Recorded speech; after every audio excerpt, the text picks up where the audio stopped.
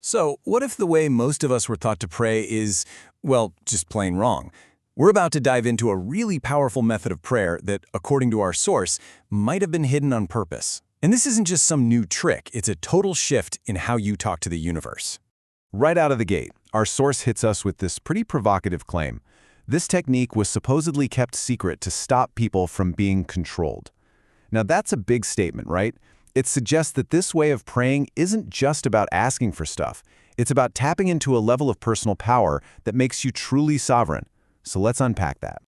Okay, so what's the big mistake that so many of us make when we pray?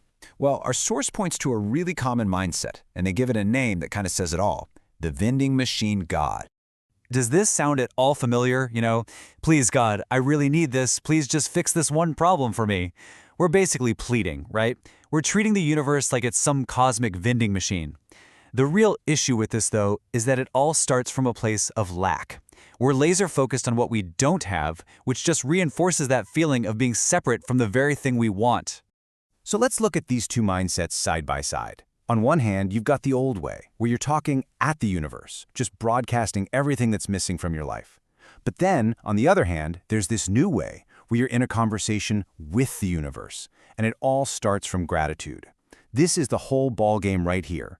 The shift from being a beggar asking for a quick fix to becoming a partner in the actual act of creation. And that fundamental shift, honestly, it's everything.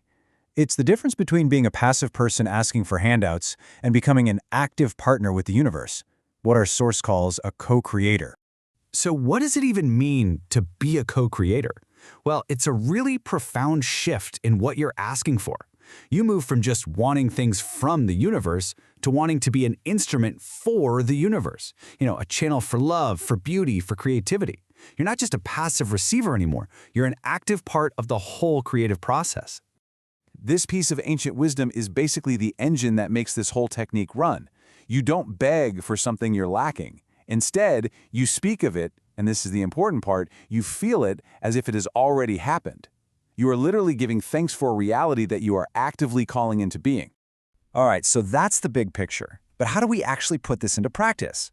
Let's get down to the nitty-gritty and break down the step-by-step process our source calls the gratitude method.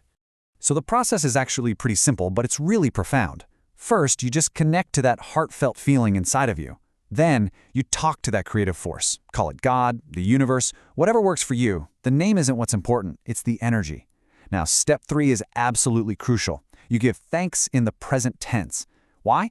Because feeling that gratitude right now is what aligns your energy with the reality you want to create. And finally, you tie your desire to a higher purpose by explaining its positive impact. That last step is what elevates it from just a simple wish into a truly co-creative act. I know this might sound a little abstract, so let's make it super concrete. How would you actually apply these 4 steps to manifest something specific, say your dream home? Okay, look closely at how this is structured. It kicks off with gratitude. I'm so grateful. It states the desire in the present I now have. And here's the key. It connects it to a higher purpose, creating peace of mind to focus on a mission. So you see, it's not just about getting a house. It's about aligning a personal desire with a much larger positive impact. So really, the ultimate goal here is to completely reframe how you think about prayer. It's not some rigid, complicated formula. Think of it more like a personal conversation with creation, a practice that you can make totally uniquely your own. Let's just do a quick recap of the key principles. First, remember this is a conversation, a two-way street, not you just barking commands. That genuine feeling of gratitude, that's the fuel for this whole thing. It's the most important part.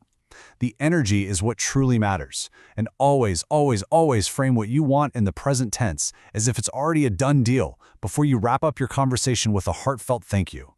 So, I'll leave you with this question to really think about. If you fully stepped into this role today, not as someone asking for a favor, but as a genuine partner with the creative force of the universe, what would be the very first conversation you would want to start?